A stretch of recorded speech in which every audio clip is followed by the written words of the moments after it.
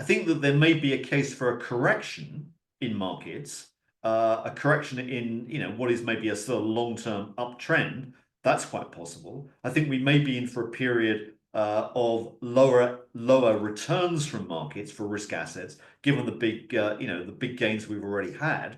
And after all, last year, as everyone will be familiar with, the S&P was up 25% and the gold price was up 25%. Now, looking forward, I would be a lot more confident that gold would make those gains this year than the S&P. And I'd probably suggest that in my view, or my feeling would be the S&P would either have a flat or maybe slightly down year this year.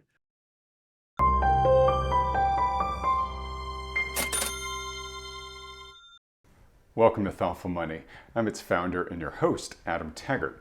In his previous appearances on this channel, Michael Howell, founder and CEO of Crossborder Capital, has explained that rising net liquidity has been largely responsible for the surprisingly strong performance seen in both the economy and the financial markets over the past 2 years.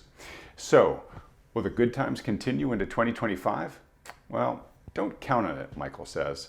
To find out why, we'll sit down today with the man himself. Michael, thanks so much for coming on the program today, all the way from London. Hi, Adam. Great to be here. Lots to talk about. There's an awful lot to talk about, Michael, and I have been waiting for this interview for a good while. Liquidity, what drives markets is multifactorial, but I'm not sure if there's a factor that punches above its weight more than liquidity does. And I recall your guidance when we talked last, which I believe was in October.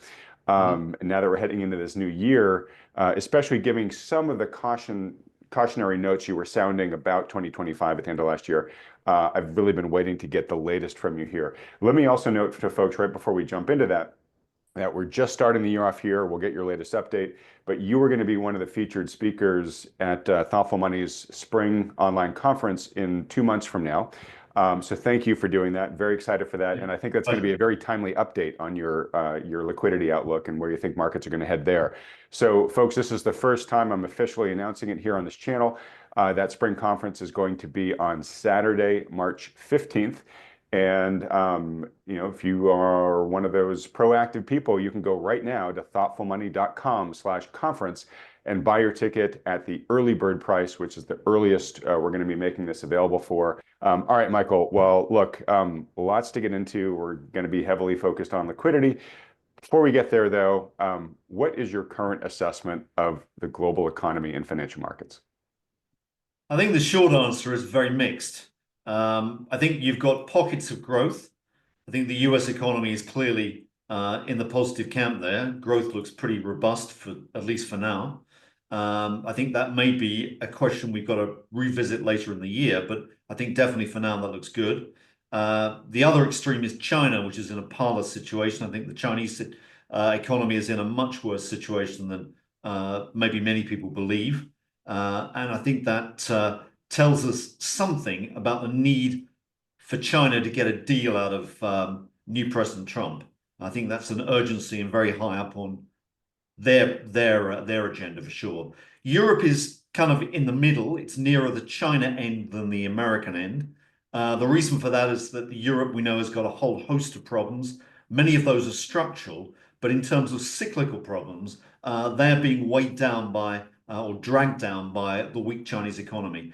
Europe decided to sell a lot of goods to China over the past few years, and the weakness in the Chinese economy clearly is affecting Europe adversely as we speak. I mean, the German economy in particular. So given the fact that Germany has always been traditionally the powerhouse of Europe, this is not a great omen. So what you've got is a world that's very mixed. As regards financial markets, I think financial markets really come back a lot more to the outlook for liquidity conditions rather than the real economy per se. It's certainly my view that it's finance that now drives the real economy much more than vice versa, which traditionally used to be the case, in previous history. But financial markets now become much more dominant for reasons we go into. But in terms of what's driving financial markets, liquidity is the paramount factor, as you correctly or kindly said. What is the liquidity background? I think, again, you've got a mixed picture. First of all, we've got US liquidity, which has been very good. That has been to a large extent, let's say, artificially pushed up because of the election. I think there's a lot of truth in Scott Bessent's accusation that both Janet Yellen and Jay Powell were undertaking hidden stimulus in an attempt to get Biden re-elected. I think that's evident in the data. The more closely you look at that, that is coming down now quite rapidly. So there'll have to be a new impetus coming in for liquidity. And the Federal Reserve is yet to announce its plans in terms of future QE. I note that the Reserve Bank of Canada did that last week, and they noted that they're going to restart QE, but not call it QE. So there we are. There's a good pointer to what's going to happen. On the other extreme, China. China liquidity is extremely tight again. That is a danger sign, and that is just further causing or weighing down this debt deflation problem in China. Let me just ask real quickly with China. You said its liquidity is really tight there. So what's preventing them from just announcing a big stimulus program? What's the limiter there in China? Well, of course they have. They've announced a big stimulus program, but the question is, it hasn't been enacted yet. And the question we don't know is, first, the real size, the true size of that. And for the most part, what we're being led to believe is the size of the package is probably way smaller than is what's needed. I think if you go back and take as a benchmark 2008, I think you can say that you need something like the equivalent of, let's say, $3 trillion to bail out the Chinese real estate and financial systems. And we've got nowhere near that level really proposed. They're talking maybe $1 trillion yuan, not $3 trillion. So we're looking at magnitudes of difference. The other question is how is this going to be financed? And we don't know that.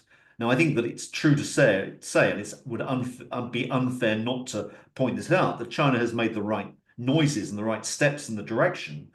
They've allowed banks to increase their capital by about $1 trillion yuan. That will help to monetize debt, but the actual mechanism is not clear yet, and it certainly and most definitely is not happening right now. And you can see that because the Chinese bond market yields are collapsing, which is classic debt deflationary signs.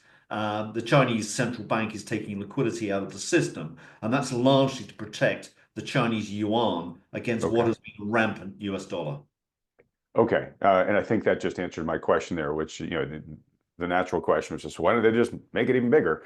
But it sounds like it's because of the hit the currency would take if they're too aggressive here. Exactly, exactly. Okay. And this has been clearly a benchmark, a line in the sand. They don't so far want to cross. They will have to address that. And that's why I think there is a deal which is coming pretty quickly with the US. Now, I think if you turn to, Trump's inauguration and what he said, I think the most significant point for me was what he didn't say. And that was there was only one mention of China, and that was a loose mention with regard to some operations along the Panama Canal. There was nothing else about China in what he said. And I think that tells us probably, I would suggest, an awful lot that he wants to do a deal and he doesn't want to upset the apple cart right now. Got it, got it. And I will be asking you some more questions about the Trump administration's policies because you have the fortunate or unfortunate distinction of being the first person I've interviewed post yesterday's inauguration. So two things. One, for folks viewing, if you want to understand a bit more of the troubles that China are in, if you didn't see it already last week, I interviewed Nomura chief economist Richard Koo, who also, by the way, started his career at the New York Fed. And his sort of specialization is balance sheet recessions, which he says China is like currently stuck in one right now. And he talked a lot about what they're going to have to do to get out of that, which he thinks, is going to be definitely a multi-year prospect at best. So to your point there about Trump, do you feel like Trump maybe is stepping into the president's chair in regards to China in the catbird seat here, where one of his big adversaries is kind of weak right now, and so he might be able to strike a very favorable trade deal for America with China right out of the gate of his presidency? No, I think absolutely. I firmly believe that. I mean, I think there's a lot of deals that need to be done with China. And in fact, I wrote a book about what is now 4 or 5 years ago, which was called Capital Wars, which is really largely, or ended up largely about the relationship between the US and China. And my conclusion was that these two economies are too big and too important and too integrated to stand apart. They need to do some sort of deal. And that, I think, is what we're finally seeing emerge now. Okay. And if you don't mind, I'm just going to ask you to speculate for a bit. What would you imagine would be some core components of that deal? Or maybe even better, if you were Trump, what are some of the things you would be looking to get out of it right now? I think if I was Trump, what I would like to see would be China building factories inside the US. Hmm. And I think that's number one. I don't believe that he will go through with the scale of tariffs that are being talked about. I mean, this is deal making stuff, and we know that this is how Trump acts. But I think he is serious about putting tariffs of some form on, because what he wants to do is incentivize Chinese manufacturing to build factories in the US. And I think that seems to me a pretty prudent thing to do, or a very wise thing to do in terms of a strategy. I think what China wants to get out of this is basically a way of maybe getting off in some way the dollar hook. And what I mean by that is that China is sort of impaled on the dollar right now. It can't keep pace with a strong dollar. And I think the analogy, if this is the correct one or not, I don't know, but it's a little bit like the arms race with the Soviet Union in the 60s and 70s, where the Soviets couldn't keep up with American defense spending and American technology. They fell by the wayside. China cannot keep up with a strong dollar. And this is really the reality. China is a dollarized economy, and you can see it really struggling now. And they're having to tighten monetary conditions aggressively, indeed, to keep the keep the yuan where it is now at about 7.3 against the US dollar. Now, I know, and I'm fully aware that many people argue, and even Trump himself has said that, of course, China is cheating at trade, it's very competitive, etc. That's not the way to consider this, because China has, if you like, several exchange rates. One of those balances trade, and I'll come quietly and agree that probably China on a trade basis is competitive at current exchange rates. But that's not really the big story. Capital flows are the important factor in modern economies, and China has capital controls on the exit of capital, preventing capital leaving China. If they took those capital controls off, what would the direction of capital flow be? I think you and I would know absolutely that it's out. Chinese people want to get their money out of China ASAP. So the current exchange rate is way, way too high on a capital flow basis. And generally, for the economy as a whole, that is what the exchange rate balances. It balances supply and demand in the whole economy. And therefore, you've got to say the exchange rate needs to devalue. Now, the $64,000 question, or the key to this is, or the key to my let's say my understanding of this, is that China has a huge debt problem. And that huge debt problem has to be corrected fast, because if they don't correct it, they end up rather like 1930s America in a Great Depression. And that is not what the Chinese authorities clearly want. So they will have to find a way of restructuring or devaluing debt. Now, that really means getting the value of paper money down versus real assets in China, or to look at another way, to devalue the yuan, not necessarily against the US dollar, but against the gold price or against real assets. So what we should be seeing is a significantly higher Chinese yuan in gold terms. So in other words, we're currently flirting with about 20,000 yuan per ounce, and that is likely to go up substantially from here, in my view. Our estimates would suggest China needs to devalue by something of the order of 30% against real assets. And that's the sort of magnitude we get. Now, I fully understand that you need to triangulate this between the yuan gold price, the dollar gold price, and the cross rate yuan US dollar. But maybe part of this deal could be to allow the dollar gold price to go up significantly and to keep the yuan US dollar cross pretty stable. Now, that would fulfill another requirement of getting liquidity back into the US economy. And we know that Trump would probably like that as well. So that's something I think to bear in mind. It's speculation, but it's something that I think is feasible. And I think from China's point of view is desperately needed. Okay, so I'm going to pull up one of the questions that I was planning to ask at the end of this. So it sounds to me, based on that thesis, that you would, I guess, be at least fairly bullish gold under these conditions. Is that true? Yes, indeed. I'm actually very bullish gold. I think that gold is certainly the asset that you need to be looking at for sure. I think that's yeah, that would be my conclusion. All right. Perhaps we can pull that thread a little bit more later on, but let me get to the meat of the discussion here. Obviously, which is the primary lens I believe you look at the world through, which is liquidity. Mhm. Um, and a lot's been going on. Maybe if we could just, the question I want to ask you is what's going on with global liquidity right now? Right. Maybe we could start, just for folks that perhaps haven't seen your previous work, with just a brief discussion of how you look at the global liquidity cycle, because you do see liquidity as being cyclical in these multi-year cycles. So maybe you could just explain that a little bit for folks, as well as what are the main components in your calculation of liquidity? Okay, well, let me pull a chart up and do it that way. What I've done is to put a slide up here, Adam, which you can see, which is entitled Global Liquidity. This is giving you some idea of the size of the pool of global liquidity relative to the size of the world economy. So we're looking at a pool of funds of about $175 trillion. And what we've said here is that, why is liquidity important?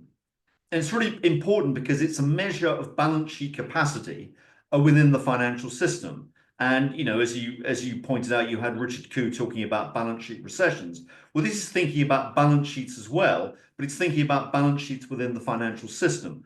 And one of the things that we've maintained is that the modern financial system is really a debt refinancing system, much more than a new capital raising system. And that's very important. In a new capital raising system, interest rates are important because they're the cost of capital. In a world where you have to refinance debt, what you need is balance sheet capacity, and liquidity is balance sheet capacity, a measure of that. So liquidity is the all-important variable, and that's why we think it's so important. Now, to give you some idea about what's driving this whole question, there are really two major inputs into the world. One is what central banks are doing, and what this chart here is illustrating is basically the backdrop of world central banks. Now, the dotted line for reference is the percentage of central banks worldwide that are easing, and the orange line, which is running pretty much in parallel, is a size-weighted measure of that. So it's actually a dollar amount. Both of those are shown as indexes, but you get the idea. So what has happened over the course of the last 2 years is the percentage of central banks that have been easing liquidity have shot up dramatically. So we're now talking, this is a sample of almost 100 central banks worldwide, obviously all the important ones, and we're talking about 85% of all of those central banks are now easing liquidity. And if you look at it in terms of the index, it's clearly up there, but it's dipped back in the last month or so, and that dip back is really caused to a very large extent by China and to a lesser extent Japan, who have taken liquidity out of their systems. But generally, the bigger Western economies have been adding liquidity fairly furiously over this period. And that's point number one. The heat map that you see here gives some indication from a different angle of what that process is. And it's very easy to sort of say that, or to observe that the red is tightness and the green is ease. And the change in the color or the hues of that chart indicates very clearly over time, from the middle of 2022 right through to now, how the world has changed in terms of moving through the seasons from red to green. And if that's a traffic light, then things look pretty good at the moment. Our concerns really relate much more to China, as I've indicated, and as this chart here suggests. And what you can see is a measure of People's Bank of China, which is PBOC, their liquidity injections into markets over the last few years, in fact, since 2020. And that clearly fluctuates. But what you're looking at now, particularly since late 2024, and one might argue curiously coincident with Trump's presidential victory, you've had a sharp tightening of liquidity conditions. Now, that has been a response to the weakening yuan or strengthening dollar, whichever way you like to look at it. And the Chinese authorities have been squeezing aggressively to try and maintain the value of the yuan. So even though concurrently they have announced or proposed, let's say more accurately proposed, fiscal spending for 2025, and they're almost talking about a whatever it takes equivalent for the Chinese economy, they have been taking liquidity out of the system and further causing the economy to skid. And that's really the concern that we have from a Chinese point of view. The other element that one needs to look at, and this is getting slightly in the weeds, but I'm going to discuss this, is not just central bank activity, but it's also the ability of private banks to leverage both central bank liquidity and collateral within the system. Now, ever since 2008, the global financial crisis, what you have seen in the world is credit markets which are wholly dependent. I'm thinking here of credit flows that are wholly dependent on collateral backing. And that collateral backing is a way of understanding how liquidity grows. If you get a lot of collateral and you get a large collateral multiplier, in other words, that collateral base can be used 1 or 2 times to leverage credit, then you get a bigger increase in global liquidity. This is showing the collateral multiplier of time. It's currently just over 1. It's come down a bit recently, but it seems to be flatlining. And what is driving that to a very large extent, and again, this is probably a highly technical point, but it's well worth thinking about, is volatility in the bond markets. So the orange line on this chart is looking at the change in the collateral multiplier over time. So this is really the leveraging of primary liquidity within the system. And that leveraging is dependent, this is the change in the leveraging, is dependent on the move index, which is a measure of bond market volatility across the curve. And the move index, a measure of volatility, has been shown inverted on that right-hand scale. In fact, here it is the right way up, so you can see how bond volatility has changed. And the reason that the collateral multiplier over the last couple of years has been depressed is what we've seen is quite a lot of high bond volatility, bond market volatility. And what you see on this chart gives you a pretty good assessment of what's been going on. The long-term range for bond volatility is that sort of corridor that we shaded there. The long-term average is around 70 or thereabouts. And you start to see periods where you get spikes in volatility. I've put the line in there which says extreme danger. Back in the day when I was more active in the bond markets, and I sort of grew up at Salomon Brothers, but effectively, if you move above about 150 on the move index, that's almost the sort of end of the world for the bond markets, or was always perceived to be. And we've run pretty close recently. In fact, we did get through that on a sort of daily basis not so long ago. But you get the point that bond volatility has been elevated. And that's a factor which depresses the collateral multiplier. So if you get more central bank liquidity coming in and you get benign bond markets, in other words, a good collateral background, then you can see a generous liquidity background. And this is the overall picture, which is a long-winded way of answering your question about the liquidity cycle. But here we are showing the ingredients, the building blocks, and the result. And this is an index of global liquidity, which is basically illustrating the long-term cycles. The sine wave is a 65-month wave that we've put on top of that. That was something we estimated back in year 2000. So it's been actually running at that frequency for 25 years. And what it illustrates is the up and down movements in liquidity. If liquidity is going up, asset markets inflate. If liquidity is coming out, they tend to crash. Bitcoin moves extremely closely with this cycle, which I can demonstrate in a few moments. And where we are now is somewhere just above the middle line for the advanced economies. I've taken China out of this because it's adding a lot of volatility near term. But, this looks, at least in the short term, an encouraging picture. The concern we've got is, number one, that it looks as if that inflection is coming this year, which we've been warning about. And the other point is that it doesn't mean, because that sine wave peaks up at the 90 level, that the black line will reach that. You can see a sort of a lot of truncated cycles in the past. at levels not very much higher than where we are now. So that's clearly a risk. Now, from what I said earlier on, that if you get a situation where China is allowed to devalue the yuan and inject a lot of liquidity into its markets, and the US Fed ultimately follows, then what you've got is a situation where you could see an extension of that liquidity black line moving a lot higher and maybe breaking that sine wave. That's a possibility, but we're not there yet. Okay, so a couple of quick questions about this, Michael. So uh, I guess when the market hits the peak, right, and starts reversing, I guess that you would call it, you would probably say the liquidity starts contracting. Um, is it a night and day moment in markets, or is it something that takes you come down from the peak for a while before the markets really start reflecting this contracting liquidity? There's normally a lead time. I would say that the historical evidence is that the lead time tends to be something. I mean, it depends on the asset class, of course, but it traditionally has been about 6 to 9 months between the lead of liquidity and markets.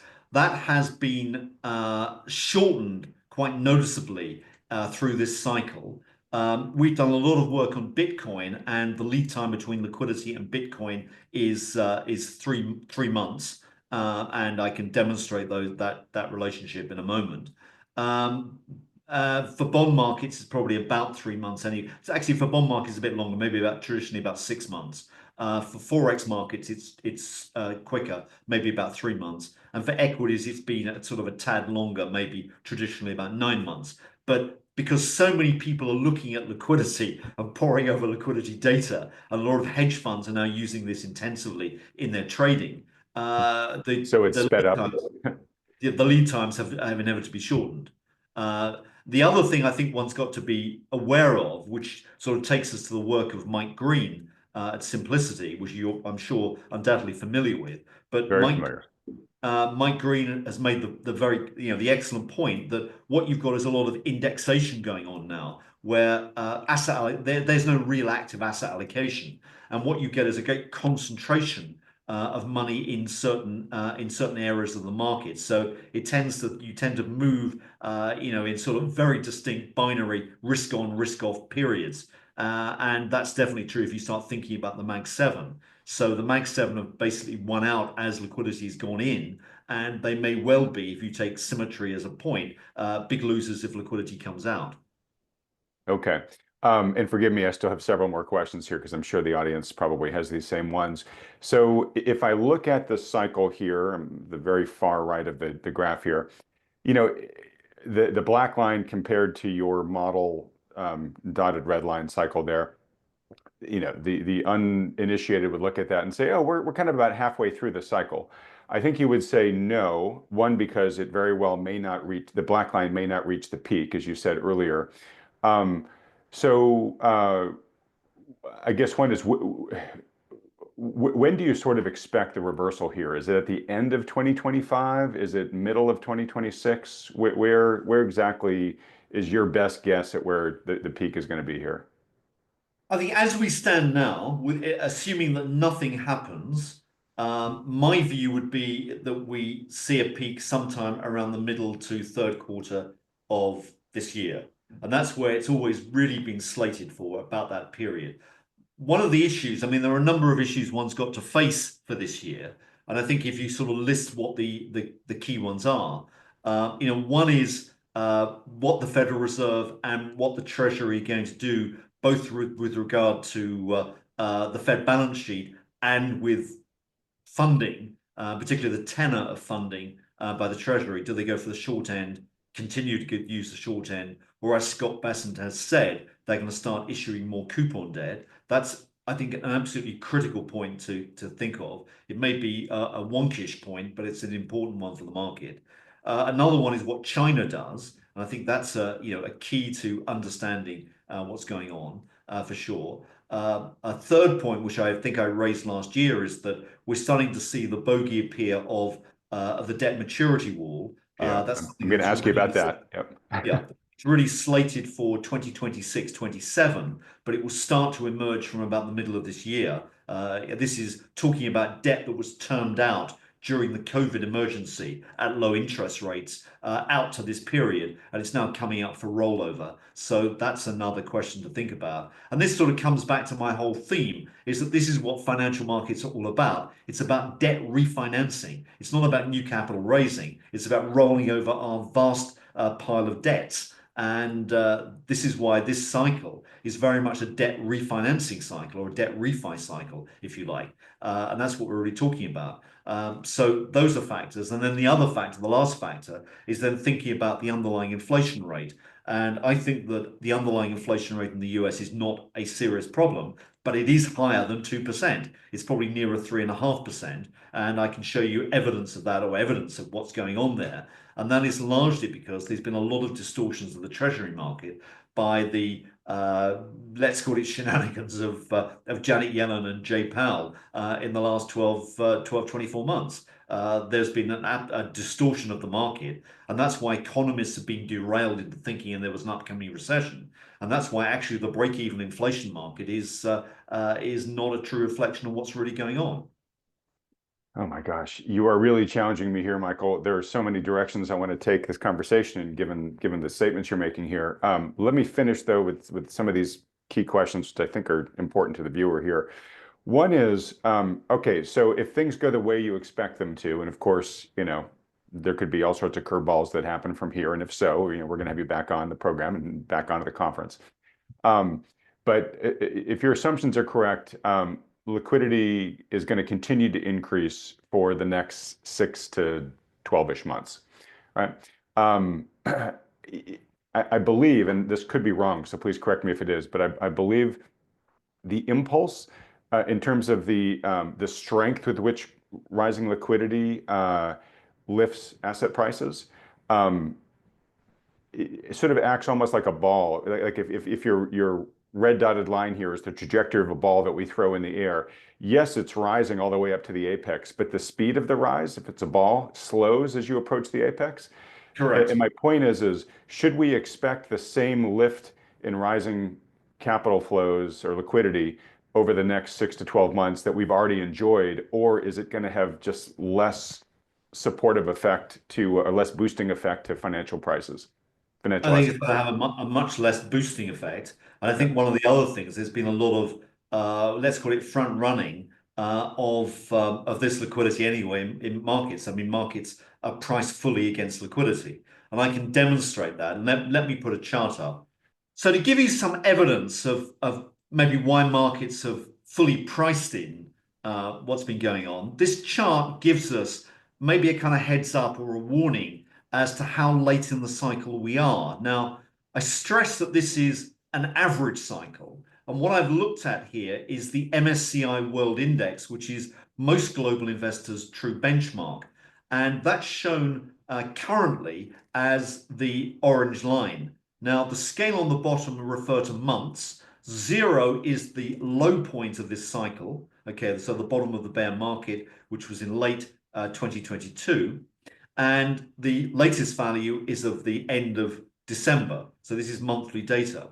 The dotted line is the average bull and bear market cycle in the MSCI World Index over several cycles going back to in fact the late 1960s. So what you see here is something like 60, 70 years of data compressed in the black dotted line compared with the current cycle.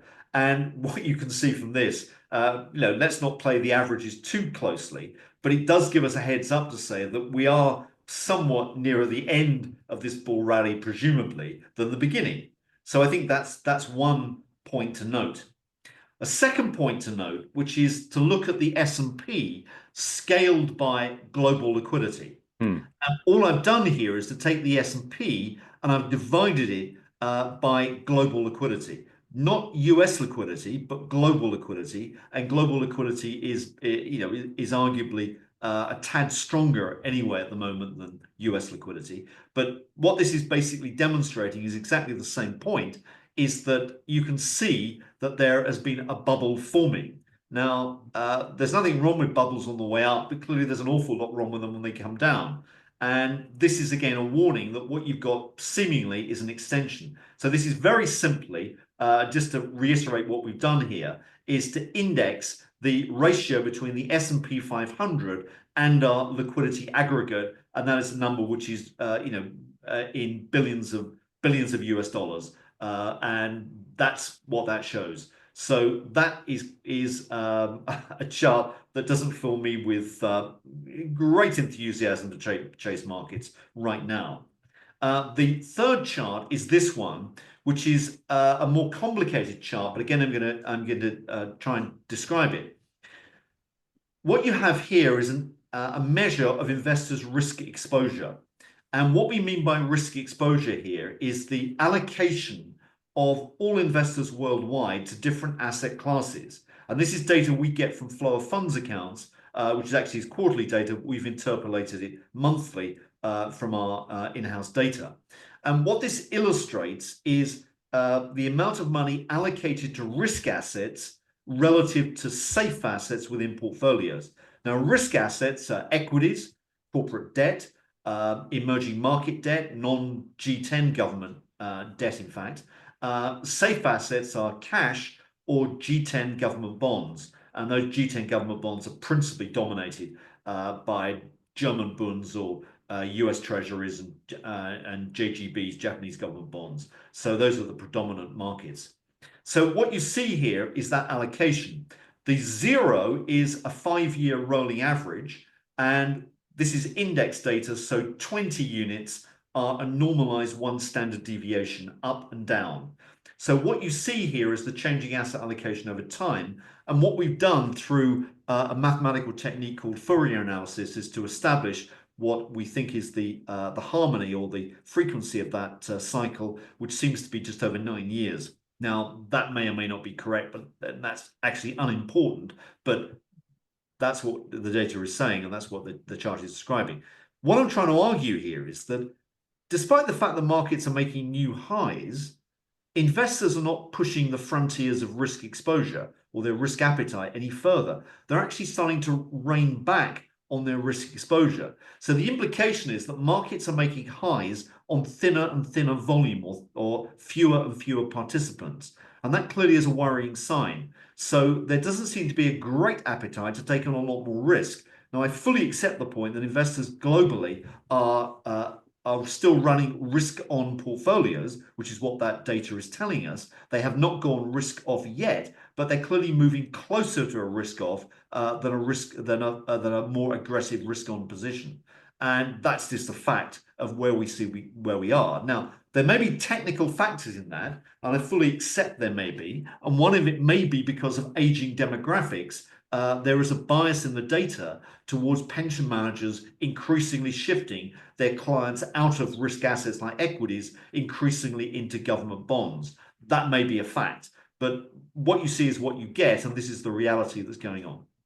All right, so Michael, given this, and given your outlook for liquidity, obviously, going forward from here, how concerned are you about today's valuations? Clearly they seem stretched based upon your data here. Of course, you look at metrics like, the Buffett ratio or, cyclically adjusted PE ratios and things like that, and they're at near or at all-time highs. So are you extremely worried, only moderately worried, not that worried at all? Where would you peg yourself on the concern meter? Well, look, I don't think that we're going to see a major financial crash, okay, along the lines of 2008, or let's say the Asian crisis in 97. I think this is not the world we're in right now. I think that there may be a case for a correction in markets, a correction in what is maybe a sort of long-term uptrend. That's quite possible. I think we may be in for a period of lower returns from markets for risk assets, given the big gains we've already had. After all, last year, as everyone will be familiar with, the S&P was up 25% and the gold price was up 25%. Now, looking forward, I would be a lot more confident that gold would make those gains this year than the S&P. And I'd probably suggest that in my view, or my feeling would be the S&P would either have a flat or maybe slightly down year this year. But I still feel optimistic that gold could pick up because I think that is the sort of paradigm we're in is one of increasing monetary inflation because that's what governments have to do. They've got to kick the can down the road and somehow afford this debt burden they're sitting on. Okay. So I'm just curious, let's say you're correct there. Let's say the S&P closes flat this year, right? Gold does well, S&P closes flattish. 2026, we're now beginning to ride down the global liquidity cycle likely for a couple years. So I know it's still far away, but how worried are you about 2026 relative to 2025? Well, I'd be more worried, but it would depend very much on the outcome of the factors I said about liquidity. Mm-hmm. What could drive liquidity? But let Yep. And me I'll have you back on many times between now and then. well, let me try and give an illustration of that. If we come on to the debt question, and this is just a precursor into another slide, the more important slide. But what we're in is a world where debt is clearly the dominant issue, and it's the dominant issue that's driving financial markets and real economies, and our livelihoods and our wealth and etc. Whatever else. What you see is a series of charts for the US, for China, for Japan, and for the Eurozone, which measure debt to GDP ratios in black and debt to liquidity ratios in orange. Now, my question is, what is the merit in looking at debt to GDP? Why does it matter? I'm not too sure why it matters. It's a metric that a lot of people use, but I think like a lot of things in economics, people use it because it's convenient rather than it means anything. So I would say I don't understand debt to GDP. And I know academics come out with figures, and they've done them before, such as during the 2008 crisis, where they argued that 90% debt to GDP threshold was an end of the world situation. We've long passed that, and we're still breathing, living and breathing. So those thresholds are meaningless. What really matters, and what the data seems to show, is that debt to liquidity is critical because debt needs to be rolled over and refinanced. And you need liquidity or balance sheet capacity to do that. Now, the clearest case is the Eurozone, which is the bottom left chart, where you can see an absolutely flat line with debt and liquidity. And there is an equilibrium relationship going on there. You can more or less see that in the US. And maybe there's a case for saying that the US orange line is a tad above normal, but it's there. Japan has been elevated in the past, but it's coming down. It's adjusting to a lower debt to liquidity ratio. And China, which actually unfairly here looks as if it's only a little bit above norm, is actually, if you blew that chart up and looked at it in detail, you'd find that China is actually more meaningfully above its long-term average. It's about 30% above. And that's the worry. Now, debt GDP ratios are important. And the next slide is looking at the aggregate for the world economy, or more precisely, the advanced economies, their debt to liquidity. And what you can see on this chart much, much more clearly is when you get financial crises and when you don't, when you get asset market booms. And what this metric is simply trying to argue is there is a long-term equilibrium, which is shown by the dotted line. This is annual data since 1980. And it shows that when the debt to liquidity ratio in the economy rises to sufficiently high levels, you get refinancing tensions, an inability to roll over debt, and you get a debt refinancing crisis. And my contention has long been that every crisis that we can consider going back through history, recent history, has been a debt refinancing crisis. And that's what we want to avoid. The solutions to those debt refinancing crises, if you recall, is central banks come in and start plowing lots of liquidity back into markets. Now, on the other side of that dotted line, you see ample liquidity conditions when liquidity is way above the debt threshold. And in those periods, you get asset market booms because there's surplus liquidity to requirements. It's not needed for rollovers. And what you can see are big booms. Now, what we've had in the last few years is the so-called everything boom, as we all know.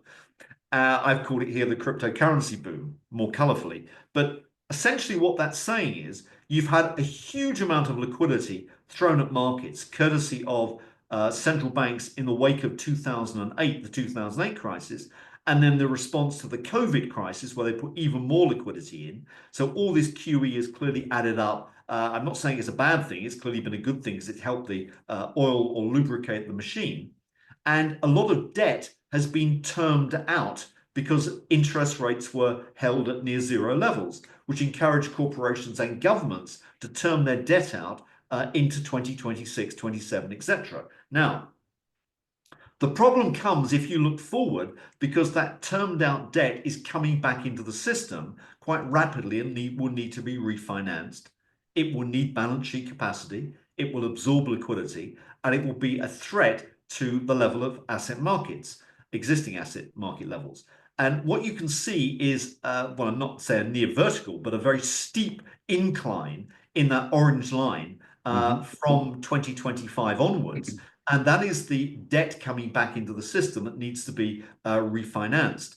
And what I'm really saying is that, we're not necessarily going to go above the line, but we may, and we may get there if there is more debt than we envision, and central banks take liquidity out of the system, or there are other uses for liquidity.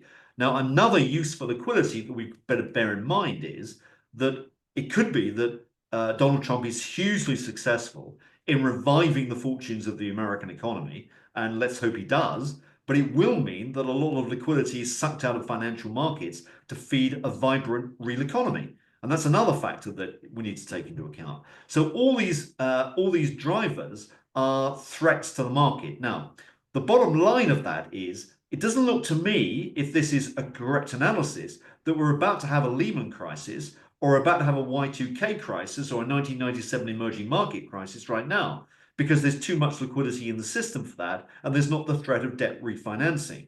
But the closer we get to that threshold, the more danger there is. And if we surpass the threshold, yes, there will be a crisis. So that's why I'm optimistic we won't have a crisis. But I think that doesn't rule out the fact that we could see a correction. Okay, so I look at this, and of course, this is your chart, not mine. I get pretty nervous, and the reason why I get nervous is in the previous data series on this chart, whenever we dropped into ample liquidity, relatively quickly, measured in just a couple of years, we were back into the refinancing tension section, and we had some sort of crisis, right?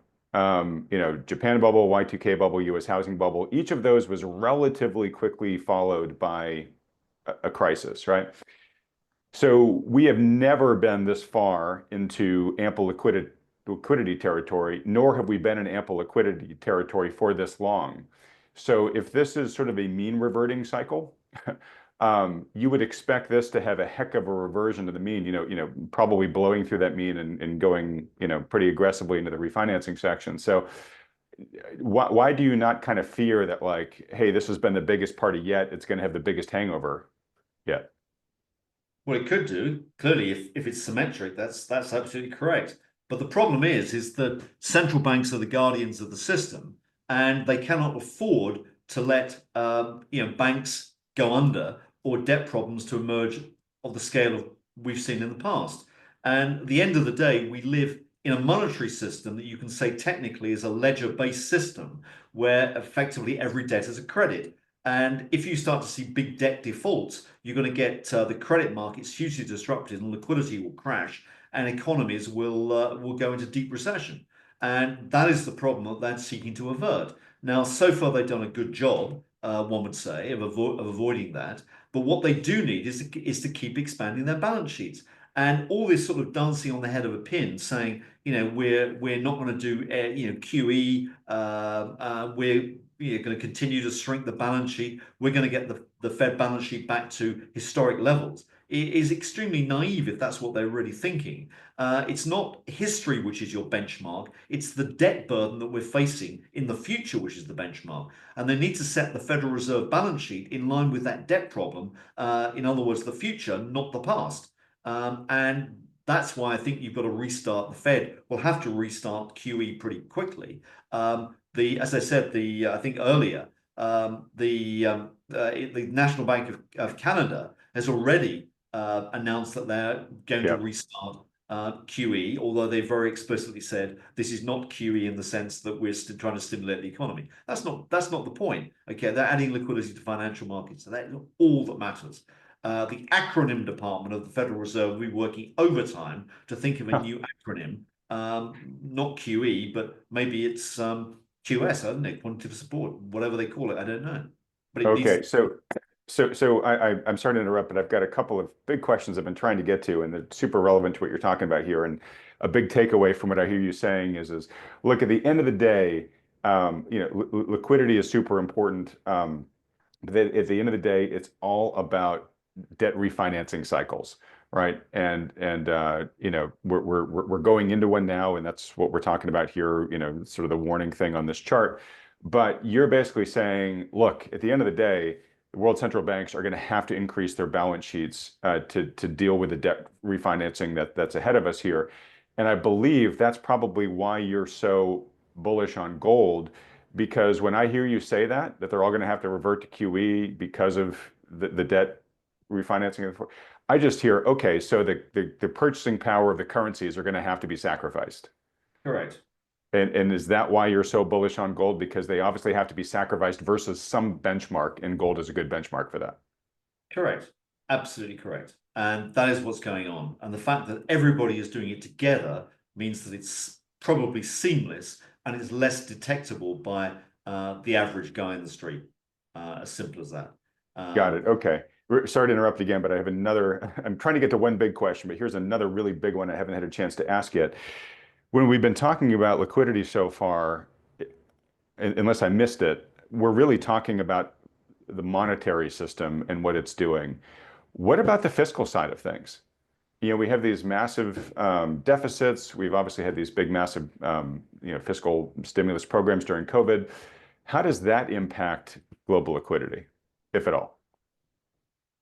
Well, the issue it does fundamentally because basically there are two ways that this applies. One is that the more government debt that's issued, the bigger the collateral base, and potentially the greater that banking systems can actually leverage from that collateral base and create liquidity. So I think that's one thing.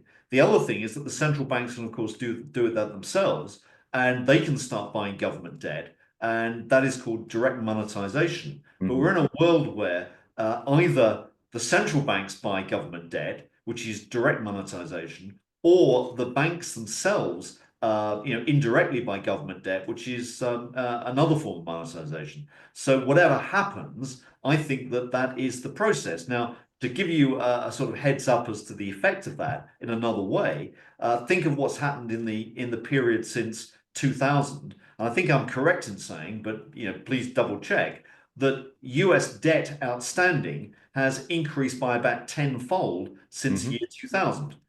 The price of gold, interestingly enough, has similarly gone up by about 10 times over that period. And I know Bitcoin has done even better than that, obviously, but I mean, there's a different dynamic going on there because there's a take-up effect on Bitcoin as a new technology. But ultimately, these are monetary inflation hedges, and this is what it's reflecting. And if you believe that US government debt or any government's debt is going to increase by large magnitudes in the future, and the fact is that mandatory spending, we know, is going up exponentially because that's a commitment that has been writ large into many politicians' promises, including Donald Trump's. Then we know that debt's going to increase, and consequently, monetization is going to increase. That's the only way they can do it. They've got to kick the can down the road. Okay. Now, Trump's new administration has government efficiency at the top of the list. They've also railed against, the wasteful spending, and not just a wasteful spending, but the scope of spending of the previous administration. One could, well, so they're talking a game of like, look, we're going to try to restore sanity to the fiscal spending side of the equation. Who knows whether they'll actually do that or not? A lot of this could be just campaign stump speech. But let's assume for a moment that they are successful. Let's say they reduce the deficit by $1 trillion or whatnot. Will that have any notable impact on what we've been talking about here over the past, 50 minutes or not? It will have some impact, but it's clearly you've got to have a sustained impact to make any difference. And the reality is that, we can maybe chop potentially. I mean, obviously good luck to Elon Musk doing this, but you can chop $1 trillion out of the budget. But are you gonna do that year after year after year? And that's really the question. And I don't think that's possible. So I think you've still got a situation where debt is going to keep growing at high rates. Now, at the end of the day, this is the investment puzzle, is that if you've got government debt which is compounding, and on our estimates, sort of at a very basic level, it's compounding at a rate. US debt, is compounding at a rate of about 7 to 8% per annum. Okay, in the future, this is the growth of debt. You've got to, if you're going to finance that, you've got to pari passu allow liquidity to grow at that sort of magnitude. So you're monetizing at that rate of 7 to 8%. Therefore, this is after all trying to keep stability in the economy, and this is part of your objectives as well. So this is the liquidity expansion you've got. If gold is a monetary inflation hedge, then gold should be compounding at that sort of rate. But you're not really getting any significant real purchasing power out of that because money is devaluing at 7 to 8%. Gold is, in technical terms, gold really isn't going up in value. It's staying where it is. Everything else is going down against gold. So this is just keeping your benchmark flat. Therefore, how are you going to make money? Which are the asset classes that are going to go up at 10, 15, 20%? And that's what you really scratch your head about. And that's what I find really, really difficult. Now, you've got to be selective, I think, in that regard. You've got to look at certain technologies. You've got to look at certain industries. This is maybe where stock picking or industry group analysis really comes back into their own. And in that case, it's very difficult to see the overall stock market up at these high rates, compounding at these rates. It's extremely difficult, as far as I can see, to get bonds returning anything like that magnitude without a sort of an end of the world situation with yields on bonds. So I think that the authorities would clearly want the bond markets to be yielding much, much less. And that, after all, has been, I think, their endeavors anyway in the last 2 or 3 years. Now, it's worth exploring maybe some of the challenges that Scott Bessent faces, and those challenges that he faces, given what Janet Yellen, Jay Powell have dished him up, let's say, on his plate when he gets into the Treasury. And that comes back to what we call the not QE QE and not yield curve control that was boosting the market in the last 12, 18 months. And if I can, I'll switch to some slides that show that. Sure. If you look at this chart here, Adam, what it shows is something that we call kind of flippantly not QE QE and not yield curve control. And what that refers to, respectively, is the not QE QE, the orange area, is the amount of liquidity that the Federal Reserve was injecting into markets, despite their claims that they were doing quantitative tightening through that period. And that was through mechanisms that have now become quite well known. Things like running down the Treasury General account. This is the account the Treasury holds at the Federal Reserve. So that's like a cash balance that's run down and put into markets. Or equally, things like the reverse repo facility, allowing that to come off. That's again another account that the Federal Reserve holds, or as a buffer of money that can go back into markets, or things like the bank term funding program, or things like operating losses. All these factors are sources of liquidity. The other equivalent source of liquidity or stimulus is coming from the Treasury through Janet Yellen deciding to change the tenor of debt outstanding or new issuance of treasuries in the market. And that is things like her turning towards bill finance, treasury bills, rather than coupons. And this is now becoming more and more understood as to what was going on. And it's changing the average tenor of auctions So something like 1.5 years have been lost in the average tenor of a Treasury auction since the end of 2022. So in other words, there was a lot more 5-year or 7-year debt being issued than 10 or 20-year debt, for example. And there's been an awful lot more bills issued rather than anything else. So bill finance last year was extremely high as a proportion of government funding.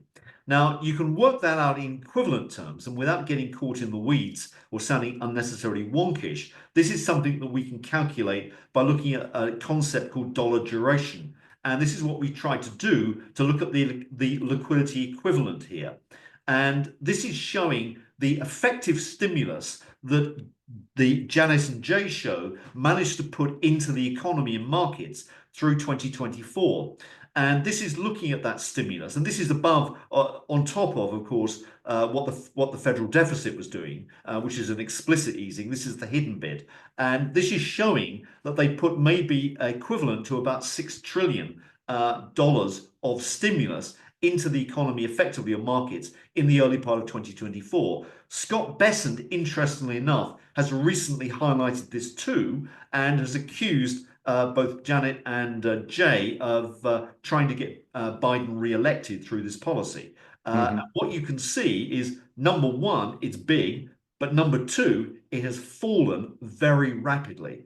Now, this may well be an explanation as to why the S&P was up 25% and why gold was up 25% last year, because this is a monetary inflation, absolutely pure and raw monetary inflation. And what you're seeing now is a very significant dissipation of that, which you can see in the chart. Now, the other point is that has an effect on the Treasury market, lo and behold. Now, this data goes back to 2019, and what it's trying to show is the distortion on the 10-year Treasury yield. The 10-year Treasury yield is the most important yield in world markets. It's the benchmark for many different derivative products and many financial contracts. That's the orange line. The red line is a bootstrapped version of that, which comes off the agency mortgage market. So in other words, if you adjust agency mortgages for convexity and duration, you basically come back to an equivalent 10-year Treasury. Agency mortgages are risk-free securities, government-backed. They're like treasuries. Central banks treat them like treasuries, but they have different duration and convexity characteristics. But you can mathematically adjust for that, which we've done, and therefore we get the red line. And that is showing what the fair value or true value of a 10-year Treasury should be. And that is basically the difference, which we plot as the black line at the bottom.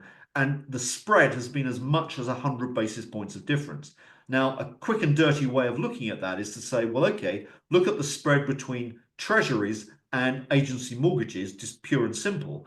And what you've got is, you would normally see, I think, something like maybe a 200 basis point spread. And now you're looking at, more likely you're looking at maybe 200, 300 basis points extra. So the spread is unusually wide.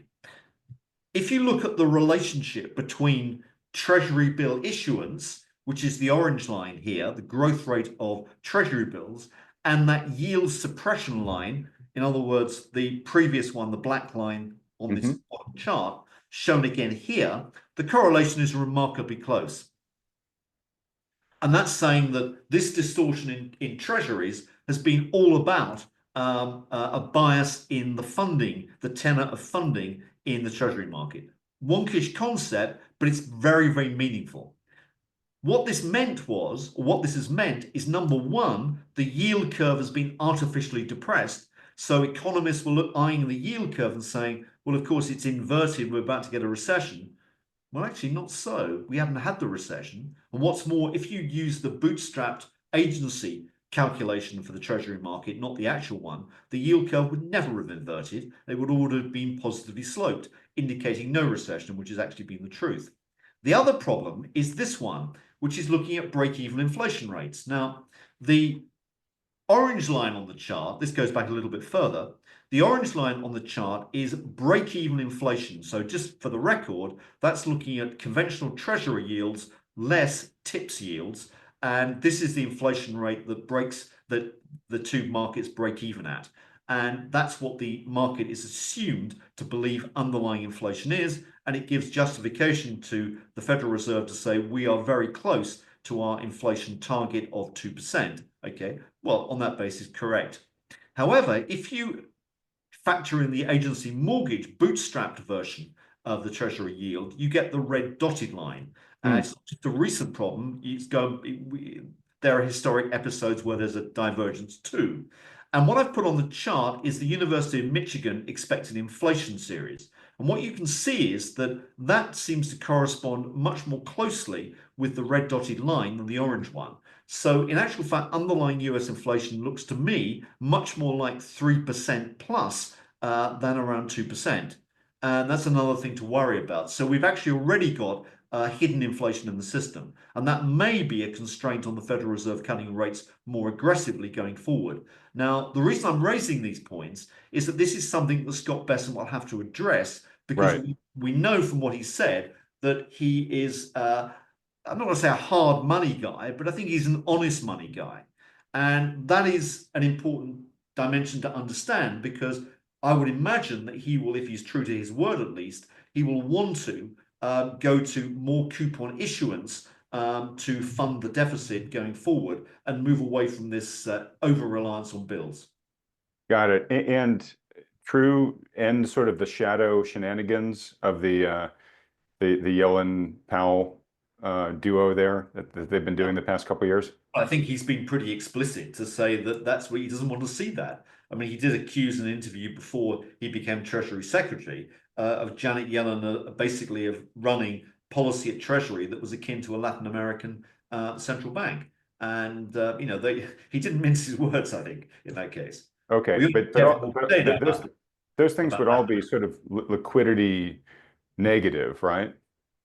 Yeah, I mean, it's certainly not liquidity positive, that's for sure. And these are the uncertainties I'm trying to raise because there may be a way out of that, but the way out of it may be that the Federal Reserve is explicitly asked to take on more liquidity provision. And I think it needs to because, if you start to look at the repo markets, and this is, again, a sort of maybe slightly wonky statistic, but it's an important one to think about.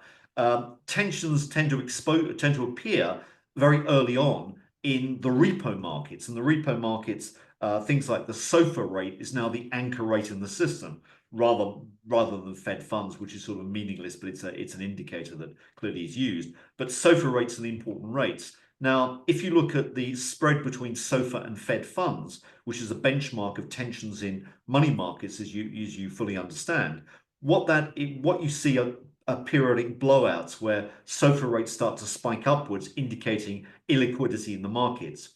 We've started to see an increase in those spikes. And if you look at 2024, where I can recall the number, 85% of those extreme readings in SOFR have occurred since July of last year. So 85% between July and end December. And that's showing that tensions are beginning to build and why the Federal Reserve needs to restart QE pretty quickly, in my view.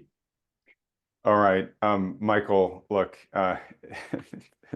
this has been a fantastic discussion. It's always so intellectually fulfilling and challenging to interview you. And like I said, I still have a ton of threads that I would love to pull from this, but we are well over the hour time I promised you we'd allocate here. And the good news is that you'll be coming on again in 2 months for Thoughtful Money's Spring Online Conference. That's when I will pick up one of the big questions that has still remained unanswered here. We know you like gold.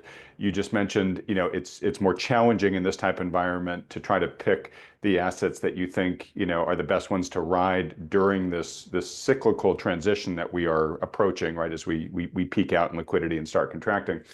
But I will be digging into that with you at the conference. So folks, don't worry if you're looking to get that answer, you're going to get it at the conference. Michael, again, thank you. Very important question. For folks that have really enjoyed this, where can they go to follow you in your work? Well, thank you, Adam. Been a great pleasure. I look forward to the conference. The best way is Capital Wars, which is our Substack.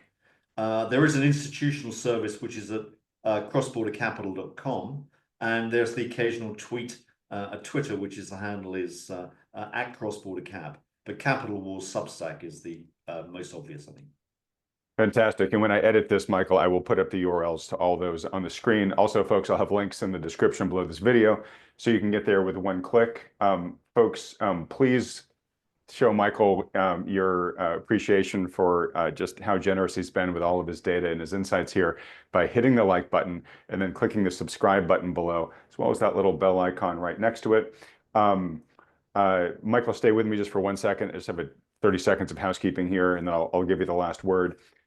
So folks, obviously a huge question raised by this discussion with Michael is okay, so if we're kind of entering a different future here, in terms of we've just had this wonderful couple years of liquidity tide rising all boats. If that's going to get rockier going forward, how do we navigate this? Highly recommend that most people figure that out leveraging the guidance of a good professional financial advisor, but one that understands all the issues that Michael has been laying out for us here. And I'll tell you, there aren't a ton of great financial advisors out there who really take all of Michael's issues into account. But if you've got one who does, great, stick with them. If you don't, consider scheduling a free consultation with one of the financial advisors that Thoughtful Money endorses. These are the firms you see with me on this channel week after week. To do that, just go to thoughtfulmoney.com, fill out the short form, only takes you a couple seconds. And these consultations are totally free. There's no commitments, there's no strings attached. It's just a free public service they offer to try to help as many people as possible.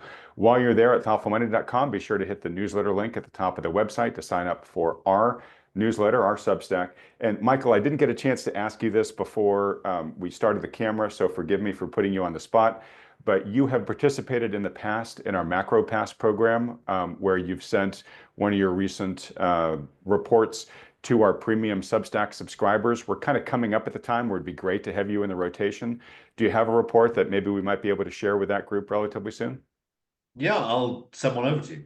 All right, fantastic. So folks, that'll come out, if not this week's Macro Pass, next week's, but I'll try to make it this week's. And then again, folks, don't forget, the spring conference is now officially open for business.